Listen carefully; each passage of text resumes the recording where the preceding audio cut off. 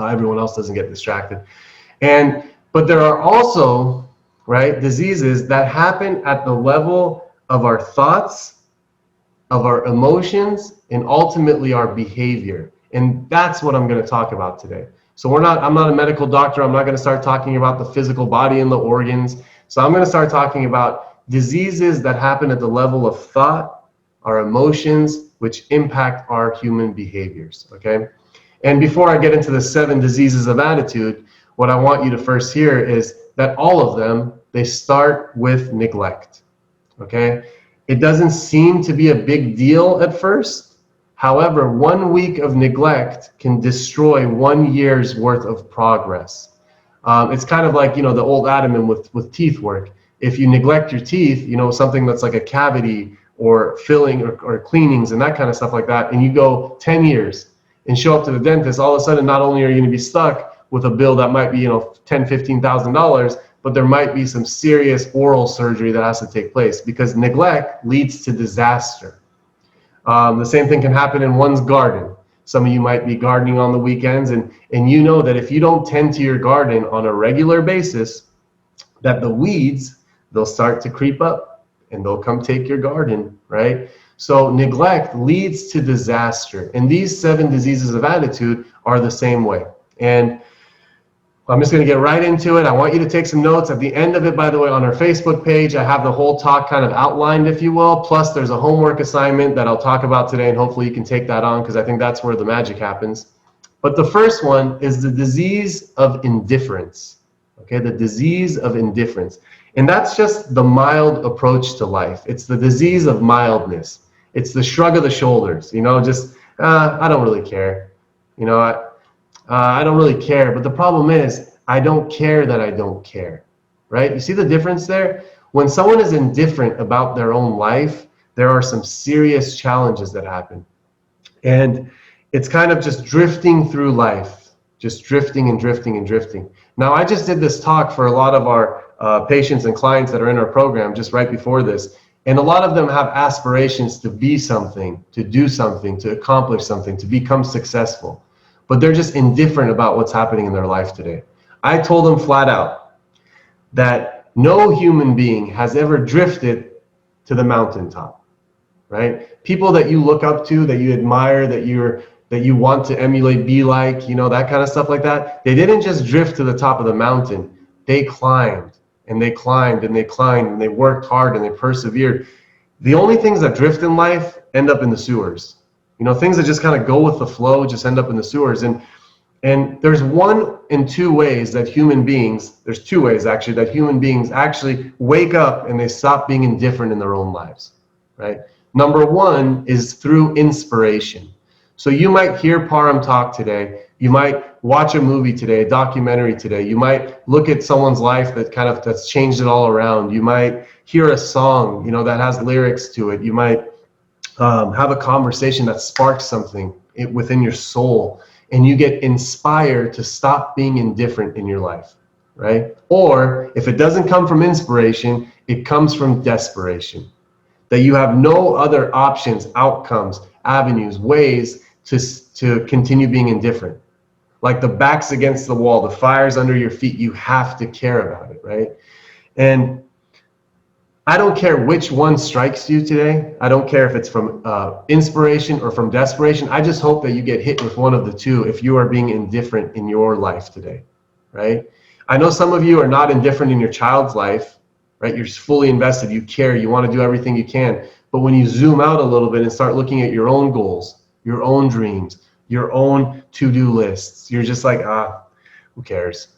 Pretty much who cares about me? And I'll tell you this, if the one thing you get out of this first one is you have to be invested in care in your life, because guess what? Not that many other people are. And some people say, well, damn, that sounded harsh. It's the reality of it, that if you don't care for your own life, then who do you think's going to care for yours? Maybe there's 1 or 2 people that by blood, by relation, by last name are going to care, because that's kind of what we do with family. But outside of that, everyone's in it for themselves. And if we don't actually care about our own self, our mental health, our goals, our dreams, our whatever we're striving to become, then who else is going to do it? Because just check this out. Here's a quick test. think about how much that you think about yourself, right? And that's how much other people are thinking about themselves. It doesn't leave much room for other people to think about us. So we have to think about ourselves. And this disease of indifference is something that gets so many people. So many people go through life kind of like a bag, like a plastic bag. You know, you watch the movie American Beauty and it shows that plastic bag just kind of floating through the air and stuff like that. People live their lives that way. Whichever way the wind blows, I'll just end up over there. Well, what if you don't like where you end up? Why not have a little bit of say in the direction of our lives? And so the first one is the disease of indifference. The next one is the disease of indecision, right? Some people say, well, I didn't know indecision's a disease. Well, you want to know why it actually is? Because it starts to impact your life psychologically, emotionally. It starts to impact your decisions. And before you know it, you're in a situation as a result of not making decisions in life that you all of a sudden have no more choices, okay? So it's a state of mental paralysis. I'm going to say that again. Indecision is a state of mental paralysis. So you look at someone that's paraplegic, someone that has the inability to use their hands or feet to move. Some people, through indecision, through not being able to make a decision, they do the same thing at the level of their thoughts, right? And actually, indecision also is a form of a decision. So those of you who can't make a decision over and over and over again, I always tell people, I just did this with a group of people I did this lecture to. I said, how many of you are really indecisive? And all their hands go up. And I say, you've actually made a decision in your life to be indecisive. That's a decision you're committed to. You're committed to being indecisive in life. And where does that get you? You know, this is the type of person that goes to lunch, okay, and looks at a menu and they know what they like and they know what they don't like. They've known themselves their whole lives, but all of a sudden, with faced with 6 options, they can't choose. And you might say, well, it's just lunch, Parham. It's just dinner, Parham. I mean, what's the big deal about that? People are the way they are always. The way we are in one circumstance is the way we are in all circumstances. Now, that might just be an option of, do I want to get the turkey sub or the veggie delight? That might be the option. But there are other options that might be a little bit more severe, serious, consequential than the sandwich, that the same phenomenon happens, that they just don't know what to do. They freeze. And it has significant impacts in one life. So the answer to this one is to just make a decision and go and see what happens. And some people say, well, what if I make the wrong decision? What if I make the wrong decision and I go, right? Well, check this out. At least you'll know that you made the wrong decision a heck of a lot faster if you go all in. If you go all in, at least you'll know you made the wrong decision a heck of a lot faster and you'll change course. But if you always go 1 step forward, 2 steps back, 2 steps forward, 1 step back, and keep ending up in the same place, 10, 15, 20 years from now, you're going to wonder, why is nothing different, right? And I've said this before and I'll say this again, that doing something in life, making a decision and doing something in life 100% is easier than doing something in life 99%. So when you make a decision to be all in, everything that follows that from your thoughts, emotions, and your behaviors tends to match that thought process. But if you say I'm 99% in, which for some people, by the way, that's a big decision, and you might make a little bit of progress, that 1% that you leave out, that 1% allows you to justify, blame, rationalize for why you didn't get the outcome you want. And you'll just retreat all the way back, right? That's why they say if you're trying to get clean off drugs and alcohol, it's easier to just not do any at all than try to just reduce it or manage it or just control it a little bit, because it's going to fail every time. If you're trying to do a strict diet, for example, it's easier to just avoid all the desserts and just have a little bit of ice cream. Because we know what happens when you have a little bit of that pint of ice cream. Before you know it, you've eaten half the thing, and then later on you just go back and say, I've eaten half of it, I might as well eat the other half, and I'll start tomorrow, right? Doing something 100% is easier than 99%, and that's the result of making a decision. Next one is the disease of doubt. And why is this one a disease? Well, I'll tell you this, that this one spreads like a plague, because this one takes over your psyche. It takes over who you are and what you believe in about yourself. It's the worst form, and the worst form of this is self-doubt. Because what is that? I'm just not smart enough. I'm just not good enough. I'm just not strong enough. I'm just not rich enough. I'm just not blank enough. Whatever you want that blank to be, just fill it out with whatever your doubt is that tells you this. I'm not good looking enough. I'm not, I don't have the enough opportunities in life. Blah, blah, blah, blah, blah, blah, blah. And here's the thing. No human being ever starts off life with any of those thoughts. Doubt is not something that we are born with, my friends. No kid says, I am not enough. Because all human beings are whole and complete and perfect exactly the way they are. But what happens? Experiences happen. Someone says something to us down the line, along the way. We fail at something, and we just project every future event that we do with that failure. Someone tells us that we're stupid, and all of a sudden we start thinking, I'm not smart enough. Right? I always tell, as a marriage and family, with a master's degree in marriage and family therapy, you best believe I tell every family member, be careful for what you tell your children, because one day it will become their inner critic. Whatever you tell them, one day it's going to be the voice inside their head. And the reason why I'm saying this one is the most, it spreads like a plague, because we all have an inner dialogue. We all have an inner critic. And I'm not saying like an external voice we hear. It's just this internal voice of ourselves talking to us, right? It's like my internal dialogue. And what does it say to me? And where did it learn those things? Because for some people that have been bullied in life, later on, their internal dialogue becomes the worst bully they've ever met in their life. It says things to them that crush, it'll crush you if you really internalize the weight of them, right? And so what do we do with doubt? Because this one's important. You know, a lot of you, even without drugs and alcohol, man, doubt is just something that plagues a lot of human beings. And you have to silence it with massive action. This is something Tony Robbins talks about, to silence your inner critic with massive action. Now, what does that look like? If someone says that I can't play music, for example, right? And they say, well, I tried a few times and it just didn't work out, and I can never learn an instrument, but I really want to.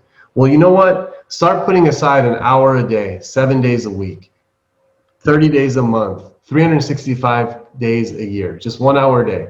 I dare you to do that. By the end of that journey of a year, you will be able to play that instrument. And all of a sudden, the doubt in your mind that says, I can't do it, you're faced with the reality of, I just did it. Now, which one is real? The doubt goes away. I just told a bunch of kids right now that tell me this, Param, I suck at school. I always get failed. I withdraw. I can't pass my classes. I got, academic probation. And they did this all under drugs and alcohol, right? So I gave them a challenge. I dare you to go sign up for classes. I dare you to email the teacher and introduce yourself. I dare you to tell the teacher that you're anxious about taking this class, but you're going to do the best job you possibly can. I dare you to turn in the homework assignments, take the midterm, turn in the homework assignments, take the final. I dare you to participate in discussion questions. At the end of that semester, not only will you pass that class, there's a high possibility you'll pass it with a good grade. Now, all of a sudden, you're left with a choice. Are you the person that's stupid, that can't pass classes, that can't go to school, or are you the person that just passed the class? You choose. And that doubt dissolves because you have new evidence, contrary to previous beliefs, that you can do something in life. And that's massive action gets us there. So find the areas that you're doubting yourself in life and find out, when the heck did I start believing this lie? There's so many lies we tell ourselves as a process of life, and takes a massive action on them. The next one we have is the disease of worry. Now, I know a lot of parents right now are saying, well, if you had the situation that we had in life right now with our kid, you'd be worrying too. For sure, addiction, substance abuse, alcoholism, that lifestyle has some valid points that human beings are concerned about, that worry about. And I'll never take that away from a family member, right? Because unfortunately, it's a life and death situation. But research says most people that tend to worry about one thing also worry about other things, right? So if you tell me, hey, the only area in my life that I'm worried right now is this, and every other area I'm good, I'll be like, all right, circumstantial, situational. But like I said, research tells me people that worry about one thing tend to worry about all things. And not even just all things, things that they have no control over that they allow them to take control over them. And worry causes so much problem. And by the way, worrying didn't just start as an adult. For those of you worriers, right, you were worrying when you were a little version of yourself. Maybe something was going on in life, maybe situation, circumstance, financial fears, insecurities, moving, stuff caused you to start worrying, and it became a pattern of being, and you continued it on. So the reason why worrying is so dangerous, by the way, it's because it's like a silent killer. And I'm not just saying that metaphorically. It actually impacts the physical body, and it could lead to things like premature death, okay? Because what happens when a human being worries, okay? It's not just like, oh, it's just this, that's who I am, I'm just a worrier, I'm a worry bee. People call themselves a worry bee, and they make it into this cute little phrase, thinking that that's just the way they are, but they don't know what's actually happening. Well, they do know, actually, because people that tend to worry all the time happen to have really, really compromised immune systems, happen to be sick all the time, happen to have low vitality, low levels of energy. They look like they are walking zombies. And if you're asking, well, what does that even correlate? Why does that relate? I'll tell you this, because worrying impacts different parts of the systems that we have in our body. And I'm going to try to give this in a very short, abbreviated version without getting too nerdy about it. But we have this survival mechanism in the human being, and it's our fight or flight mechanism. Okay, and what does fight or flight do? It's for self-perseverance. It's for protection of the human being, and it started long before traditional life, when we were exposed to the elements and we were exposed to wildlife, and really it's this sense that happens to us that when we get exposed to a real threat, an external threat, our fight or flight turns on. And what that does is it allows us to kind of make quick decisions, or kind of be able to survive the threat that's coming at us. For example, if a cheetah walks through this door right now, the fight or flight mechanism of me is going to turn on instantly, right? My hands are going to start sweating, my heart's going to start beating really fast. I'm not going to be thinking about anything else, bills, jobs, finances, health, none of that shit, except, pardon my language, except this cheetah is about to kill me. I need to survive. And I just, run outside, close the door, whatever I got to do. I just get through that moment. And when fight or flight turns on, all of the other organs of the body, they dim down. And why do they dim down? Because they're trying to give all of the energy resources to the fight or flight, so everything else dims down. It's kind of like a dimmer. And when they dim down, they're not operating at full capacity.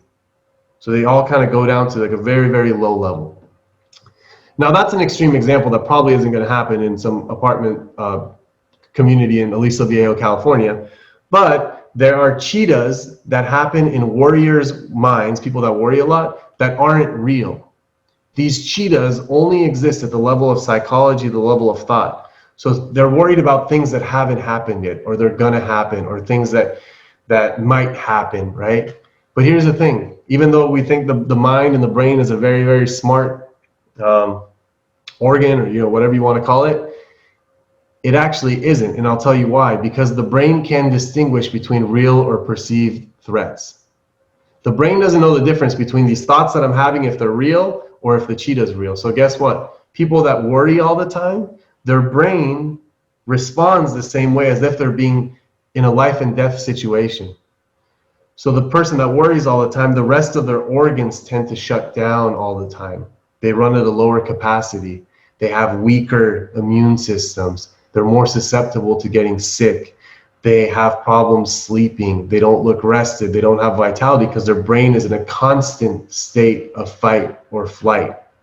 Constant. They're always thinking that something bad's going to happen to them, and the body's responding according to the environment. Right? It's just a perceived environment, but according to the environment. And then if you really look into stuff, if you want to get nerdy about it, go look up adrenal glands.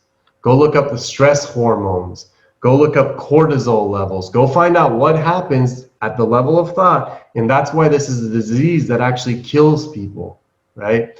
And the approach that you can take for yourself at first, this is a long-term pattern, because you got to go back in time with some counselor therapists, process it and find out what the heck, why do I have this pattern in my life? Where did it start? What's it costing me? How am I going to change this? But I always say the first way to go about it is you go and look at whatever it is that you worry about. And again, if you worry about one thing, chances are you worry about all things. And you ask yourself the simple question: will this matter? Let's go 90 days from now. 3 months from now, will this matter? If you really want to, take that on to the next level, is will this matter 1 year from now? If the answer is yes, it's probably something you need to put your time, energy, effort, focus on. If the answer is no, you have to make a commitment to push it aside. And you say, oh my gosh, what am I going to do? What am I going to fill up my thoughts with? Well, you know better than I do. You'll always find something. And the other thing is, by removing the things that we don't need to worry about, it allows us to have the capacity, the space, the energy to focus on the things that will matter 1 year from now, right? It's a simple way to just kind of navigate through this is put aside the things that don't matter and focus on the things that do. I know this sounds simple, but for some of you that's a complicated task to do. So, and we do a little bit of research about how stress and the fight or flight impacts the cortisol level and the adrenal glands and what long-term effects that has on the body. I can't get into that talk right now. I'll talk for 5 hours if I do, but just look that up. So the next one, I don't know if I should do my juice. No, I'll go one more. The next one that I have is the disease of overcaution. Now, this one's the most unexpected of diseases of attitude, because some of you might say, well, being overcautious is a really smart thing to do. Being overcautious is kind of check twice and cut once, or whatever you want to call it. That's not what I'm talking about. Measure twice, cut once to make sure you're precise. That's not what I'm talking about.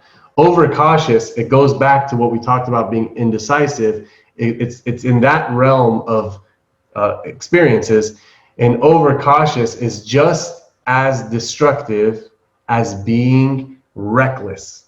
So we look at someone that's reckless in their life, and the consequences are so obvious. I mean, it's just glaring in your face. They spend too much, they drive too fast, they drink too much, they do things to excess. They're just reckless in their life, and you're like, oh my God, that person's just really struggling, right?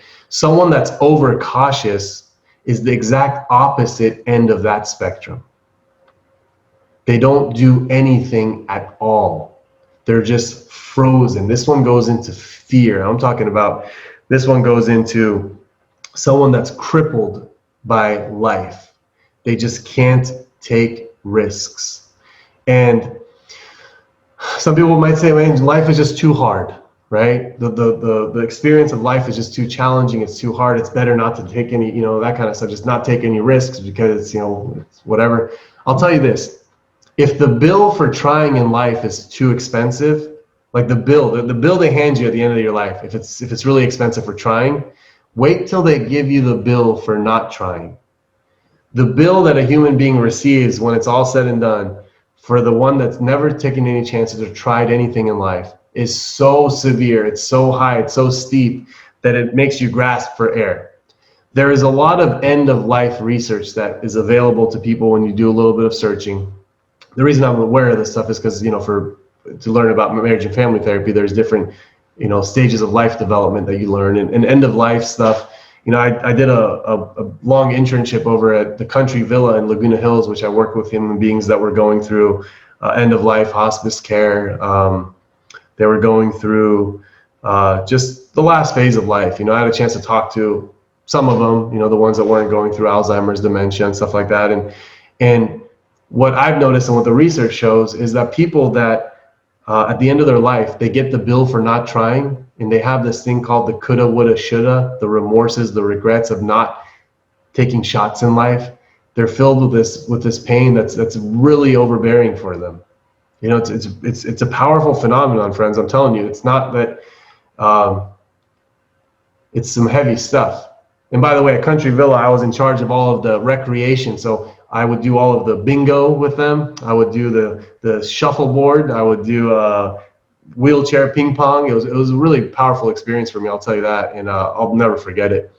But life is risky. Life is risky. All aspects of life is risky. We're never going to get out of it alive. So the disease of overcaution is something that will prevent a lot of pain at the end of the year, at the end of life, because you got to take some risks. And I'll tell you this is failure through taking risks is the most beautiful, powerful human experience. Failure through taking risks, because when we fail or perceive failure and you get back up, right? As long as you fail forward, as long as you have a little bit of perspective of what happened, where you came from, how you got to where you got to, you can stand up and use that experience to get even further in life, right? All successful people, I'm not saying some, all successful people, the root of their success is oftentimes intertwined with failure and the fact that they took a risk. They weren't overcautious. And so stop playing it safe. If you're playing it safe, I strongly encourage you to take some risks. Like we talked about earlier, even if you go in the wrong direction, just go all in, go 100%, because at least when you get there, you'll get there faster. You'll know faster. You'll learn so much from that process, from the experience. So it is 10:30. I'm sticking to my new ritual, I guess, if you will, of creating a juice to drink, because I talk for I've been talking for an hour and a half right now without a sip of water, and I get pretty thirsty.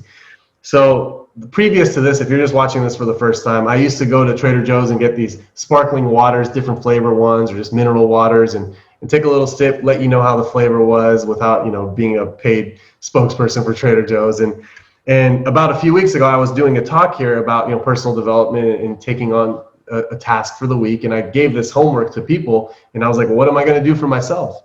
And one thing I wanted to do was to increase massive amounts of nutrients into my life, because the standard American diet doesn't give that to us, and I don't follow the standard American diet, but even with a healthy diet, I was missing nutrients. So I decided to start juicing with my wife. I've been juicing every single day since then, about 3 to 4 of these things. These are 32-ounce mason jars. So today's juice, long story short, is a green juice. You want to start your day with some green juices. And this one happens to have celery, cucumbers, green apple, lemon, ginger, and pretty much that's it. So I'm going to take a sip of this, see how it tastes. I actually haven't taken a sip of this one, so if I have a weird reaction on camera, you're watching this in real time.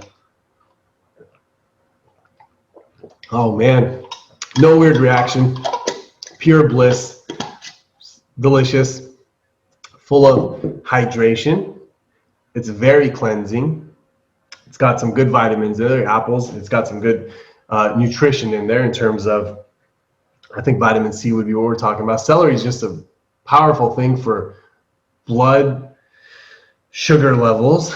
It's a powerful thing for cholesterol. Cucumbers are one of the most hydrating fruits, vegetables, whatever you want to call them in the whole world. Ginger is just, go do a little Google search on ginger. Turmeric too, but this doesn't go in this one. But see what I'm saying? I hope you might be juicing right now. I know my parents got a juicer, mom and dad. Proud of them for wanting to kind of take that on and whatever it is. So when I preach to you and I sit here and I talk and I'm kind of talking to people, I want you to know that I put myself in the same shoes you are. And when I challenge people, I challenge myself. When I tell someone to take something on in life and really look at it, I do it myself, because we're all connected. No one's better than anyone else. We're all the same, and we're all going through the same human experience. We're all on the same planet, floating through this universe, through this space at a really, really fast speed. And sometimes we could feel like we're lost, because that's a pretty overwhelming sensation. But when we just kind of connect to each other and stay together, we have a really beautiful way of being able to kind of make sense of this whole thing, So green juice, highly recommend. Again, it was celery, cucumbers, lemon, green apples, ginger. Amazing.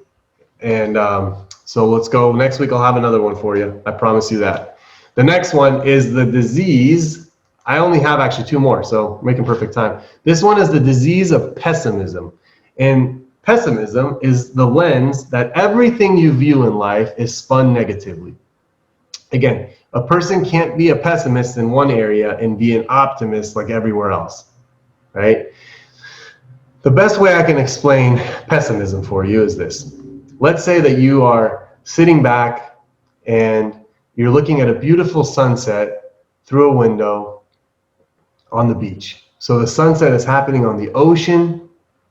You're looking at behind the window, and it's a big, massive window, big window, kind of like those modern movies you see, like a house in Malibu or, you know, on a cliff somewhere. And you're sitting back there and you're looking at this beautiful sunset on the ocean, on the Pacific Ocean. And a pessimist looks at that, and instead of seeing all that majestic beauty and the overwhelming sensation of how amazing life is in that moment, they see the dust and the dirt that's on the window. That's pessimism for you, right? Life is like that view, okay? Life is that view. Human beings are that view. The places you go is that view. The goals, ambitions, dreams, it's all that view. We have a choice to how we view it. Do you see the beauty or do you see the dirt that's on it? You know, there's people in life that are wonderful human beings, and we look at them and we just see the dirt. There are places in life that are wonderful places, and we look at them and we just see the dirt. And human beings that are able to decipher between the two, the quality of life significantly improves, right? So life is not how like it actually appears, it's how we make it appear to us. Everyone's experiencing a different world right now, by the way. How about that for you? The world you're living, you think it's like universal? It's not. The world you're living is the world you're living in. The world I'm living in is the world I'm living in. The world he or she's living in is their world. Everyone's experiencing the same world completely differently. So you have a choice on what kind of view you want to have on it. This pessimism thing is pretty powerful. I'll tell you this. There's a sales book that helped me, and the sales book is this. There was these two salesmen, and they wake up in the morning and they get ready to go on their sales calls. And they're one of those kind of old school door-to-door sales, obviously before COVID-19 and when you could go do door-to-door stuff. And this is a little bit predated book. And they get up and they go, and the guy looks out the window and he sees, oh my gosh, it's raining. There's all this rain and it's really windy outside. And it looks like just a horrible day to go out there and go door-to-door sales. And he looks at his spouse and he says, well, it looks like I'm staying home today. There's no point to go out there. It's just, I'll get drenched. And at the same time, there's another salesman that wakes up and looks out his window and he says, won't you believe it's raining outside? Oh my God. And he gets this big smile on his face. And he's like, it's raining so hard. The wind is it's so windy. This is wonderful. And honey, can you please get my umbrella ready for me? And she says, you're going to go out there? He's like, yes, this is like my dream. Every door I'm going to knock on, someone's going to be home today because no one's going to go out in this weather. And that's the difference between pessimism, optimism, a scarcity view and abundance view, the two different world experiences. Same rain, same salespeople, two completely different life experiences. And remember this, that pessimism is the poorest of all thinking habits. So we have thinking habits. Pessimism is like the poorest of it. And poor thinking habits keep people poor. That's like a tongue twister. Poor thinking habits keep people poor. And I'm not just talking about poor like the money in your pocket. I'm talking about poor, right? The same way wealth isn't just about financial wealth, it's about wealth. Poor is the same thing. You could be poor in all areas of your life. And it starts with your thinking habits. So if you are a pessimist, I just actually some kid in our previous group told me he's a pessimist. The treatment center told him this. He's trying to work on it. He doesn't know what to do. He looks at everything. I said, well, here's what you do. Every single thing that you do this for today and tomorrow, when you're done doing it, so if it's a conversation you have with someone, well, I told him after just watching this video, but if it's a conversation you have with someone, if it's a place you go, if it's activity you do, afterwards, just write down 2 or 3 positive things about that. Even if you look at everything negatively, just write down 2 or 3 positive things you do about that. And I want you to accumulate that over the course of 48 hours. And at the end of the day on Sunday night, I want you to look back and view your weekend through a lens of positivity by going through that exercise. And you're not going to get good at this right away, right? You're always going to see the dirt in the window at first, but eventually you might see the ray of sunshine hitting the water one day instead of the dirt. And just like every other muscle in life, you need to train this muscle to go from pessimistic point of view to optimistic point of view, because that shift right there, each shift, each gradient, each like 1 degree shift towards the abundance side, the optimistic side, changes your world tremendously. And I mean, he was pumped. Let's see if he does it or not. If he doesn't, it's still a conversation there. But the last one I got is the worst of all diseases of attitude. And this one is complaining. Okay. Some people tell me, I just complain in this one area in life. No, you don't. People that complain in all areas of life. You want to see a good example of people that complain? Go look at some Yelp reviews. Just for the heck of it. If you're ever bored, go look at Yelp reviews. Find one person that complains significantly on a Yelp review. Okay? And then go click on their Yelp review and go look at all their other Yelp reviews. 95%, that's not like a statistic or anything like that, I'm just guessing. Their other point of views, their other reviews, everything they've ever do is going to be from that same complaining point of view. Because how people do one thing is how people do all things. How you show up in one area is how you show up in all areas. Complaining is the most annoying, least constructive thing a human being can do.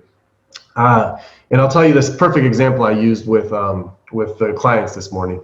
I told them, I said, there's a difference between venting and processing and complaining. So if you come and say, this is what I'm struggling with, this is what I'm having a challenge with, and you process it, you look for some solution, you get some support, wonderful, beautiful coping skill. But if you go there and complain, so for example, there's one of the clients, he can't sleep because the roommate was really loud and snoring all night. So today, just piss poor attitude, just angry, upset, frustrated, complaining about this lack of sleep that he or she had the night before.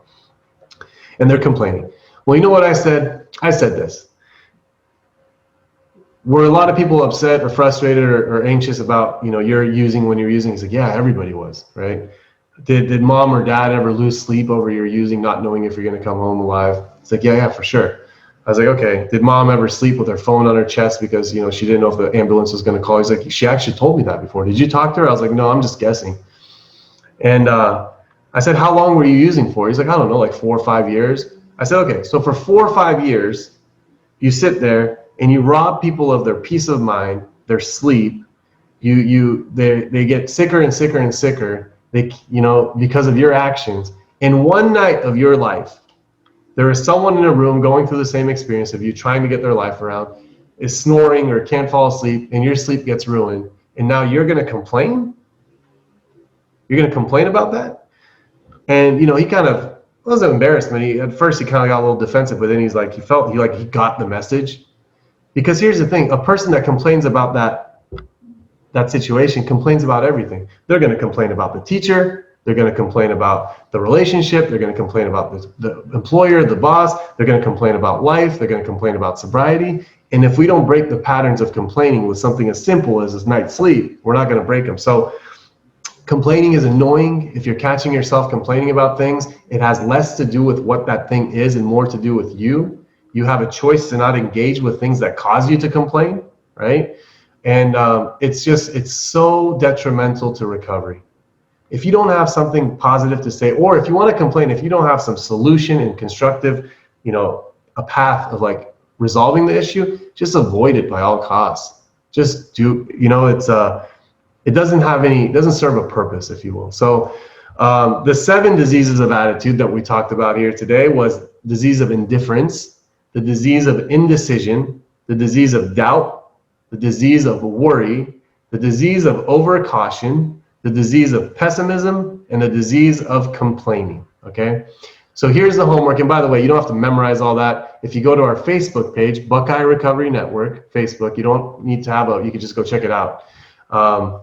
It's free for everyone. You can share it, you can participate in it, you can do anything you want there. It's a public forum. And I want you to pick one area in your life, right, that you feel like you are not thriving in, or you don't feel empowered in. So again, it could be your recovery, it could be your relationship with your spouse, with your loved one, with your child, it could be your health, it could be your nutrition, it could be your job, whatever you want to call it, right? Pick one area that you're not thriving in or you don't feel empowered in. And then I want you to identify which one of these 7 diseases of attitude, which one or a few of these is constant, is prevalent, is apparent in that area, right? You see it over and over again. It's right there, you can feel it, because these things are the reasons why you don't feel empowered and you're not thriving, right? You can't really be thriving. You can't be doing well in life if you got a disease going through you. So same thing with this. And then I want you to write about it. Just write a few pages, stream of consciousness, just kind of whatever comes out. Talk about it with someone, with a counselor, therapist, life coach. And then I want you to process it, just kind of get through it. And then you got to make a commitment for the next 7 days. So from this Saturday to next Saturday, that when that disease of attitude shows up, so if your commitment is not to complain, when you catch yourself complaining, when it shows up, to grant yourself permission to push it aside and say, I'm just not going to have this for 7 days. 7 days from now, I can come deal with this. If worrying comes up, if whatever pops up for you, for 7 days, you have to, every time it comes, you have to self-correct yourself. And sometimes getting an accountability partner that says, hey, when you notice I do this, can you let me know? Because I really am working on this thing. And for 7 days, let's see what happens. And the goal is to get into action now. Okay, so some of you might say, well, I'm going to start this on Monday. Don't do that. That's a myth. That's a lie. It's an illusion. Because there is no such thing as Monday. The only time we can actually do things in life is now. Okay? There's no such thing as the future. The future is just another now that hasn't arrived yet. This now to the next now to the next now to the next now creates this thing called tomorrow, next week, next month, next year. When Monday comes around and you want to change something all of a sudden, you're changing it now. Right? There is no, it's always now. So you guys are very, very welcome. It's 10:45. Some of the thank yous are coming in. I love and appreciate everyone here. And I look forward to continuing this on another personal development on fear and anxiety next week. And then after that, doing some stuff for you guys on some books that have been instrumental in my life and some people that have been instrumental in my life. And then getting it down to back to substance abuse, family support, all the stuff that you initially came here for, and I completely took you on a detour. But remember, detours are some of the most powerful things in life because they allow you to experience things you weren't expecting, go places you didn't think you're going to go, see people you weren't going to see. Yeah, I love the detour too. You always want to take the detour tour. It's a really powerful thing. So love and appreciate you guys, and we'll talk to you guys soon. All right, bye-bye.